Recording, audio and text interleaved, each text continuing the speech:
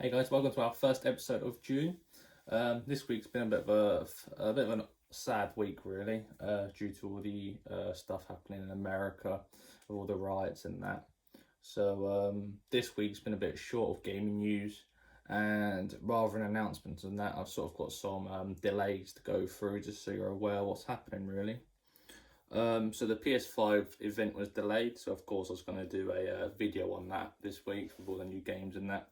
Of course, that was delayed with till further notice, so not too sure when that'll be. I'm going to say off some of the other dates, probably towards the end of the month, really. Call of Duty Modern Warfare Season 4 got delayed till further notice. So far you can just carry on playing Season 3 and leveling up your battle pass or trying to reach max level. Madden 21 got delayed till further notice. That would have been a in-depth look at some of the new features in the game. Obviously, these events will be coming soon. Just that one might be hitting the EA event if that's still going, which it does seem like it is at the moment. The Fortnite event called The Device is now June the 15th, which is the Monday, and Season 3 of Fortnite is to begin on June the 17th. And finally, Cyberpunk, which was in a couple of weekends' time, is now the 25th of June. So still the same month, but just a few weeks extra to wait for gameplay and that really of that. As far as I know, Destiny has an event on Tuesday next week, which seems to be was announced yesterday, and so that should be going ahead. So if that's going ahead next week, you should probably start to expect a couple more events next week, picking it back up really. Probably expect to see the seasons, like Call of Duty season, hopefully starting next week and that. But obviously that's not been confirmed as such.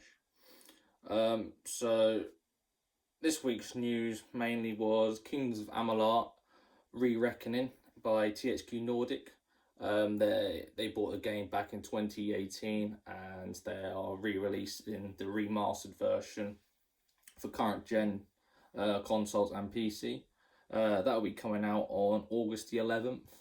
So it will include refined gameplay and graphics, and of course it will come with all the DLC. So that'd be good. I'm excited for that. There's a RPG game.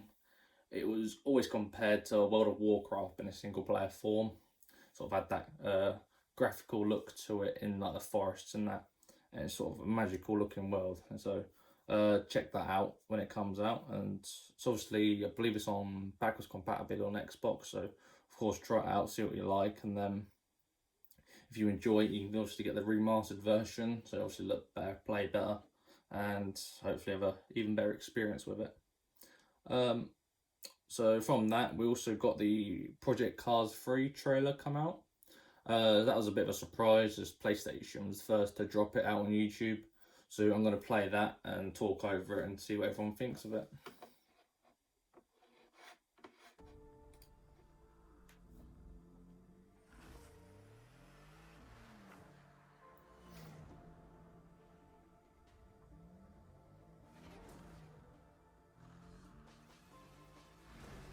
So yeah, it looks like more street racing here. Looks interesting. Looks great visually, of course. So Mercedes ain't got any team writing on it or anything. So obviously Project Cars is not a team racing sort of game. Very realistic. It's giving me like Drive Club vibes this at the moment. Looking very good.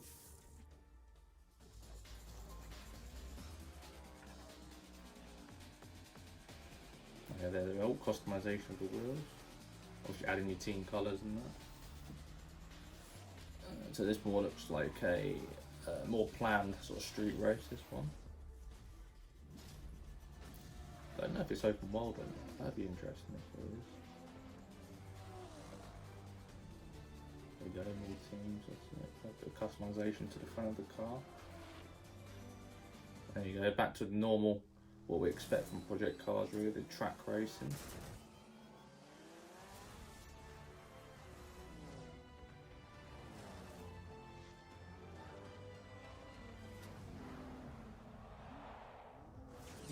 Corvette, looking good.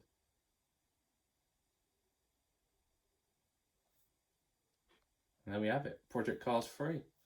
So obviously, yeah, there's no date or anything, just summer 2020, which is obviously a lot sooner than I would have thought it would have been coming out, since I only just heard from it now. Obviously on PS4, PC, and Xbox One. They'll probably make that on next gen consoles as well. It'll obviously look a lot better on there. It already does look good, to be honest. But I did do some reading apparently, and they want to make it a bit more of a sort of like a user friendly type of racing game. So you'll have your simulator stuff, but they want to give you sort of for more casual racers to sort of jump in and play and get used to the game. So it looks like the street racing sort of side of that could be like the more arcadey version of it. So hopefully that encourage more players to come try out the game and stuff, which is always exciting for those. And yeah, we'll have to wait to see what else other features get announced. And yeah, I look forward to that. Project Cars 2 is really good. So anyway, moving on to the deals of the week. So this week's deals of the week bring you Rainbow Six Siege Deluxe Edition with Year 1 and Year 2 operators on PlayStation 4. That is at £7.49. So I think that's a great bargain, since Rainbow Six Siege will be a launch title on PS5 and Xbox Series X. So I believe your character progression and everything will carry over. So with time to save before that, you can hop on, start leveling up your character and that, really get your ranks going, unlock even more operators. There's, I think, year 4 roughly now, about 50 operators, a lot. They target 100, so I presume they'll reach that on next gen. So yeah, I think it'd be great to just get a head start on that. I don't know if Rainbow Six Siege will be a free-to-play game. I think it should. I think it has everything to make it a free-to-play game. You got your cosmetics, which you can buy with in-game currency and that, and it just saves you buying the game again, really. And yeah. So with Xbox, this week, free-to-play games are back. These include Arcade Classics, Sonic Forces, and Super Monkey Banana Blitz. Sort of a old school, sort of arcadey type of games this weekend. Obviously, great fun if you want to jump in with some friends and that to play. Chilled games.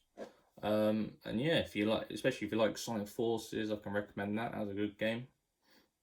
And finally, on Epic Games Store, we have Assassin's Creed Odyssey for £6.49. So that is the recent one before the latest announced Valhalla. If you purchase this, you also get a £10 voucher to spend on games over $13.99, which is great. So if you wanted, you could buy Assassin's Creed Origins as well. And there's also The Division on sale. And Metro Exodus, which is one that you can also pick up, which I thought is a pretty good deal, especially if you're playing it on PC, so you can get the higher frames and that. But I thought Assassin's Creed Odyssey for £6.49 was the best deal on that list. I mean, giving you a £10 voucher is pretty generous to spend on that as well. So yeah, I think that'd be great if you're playing on there.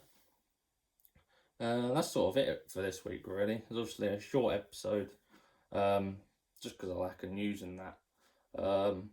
So yeah, have a nice weekend, everyone, and I'll see you soon.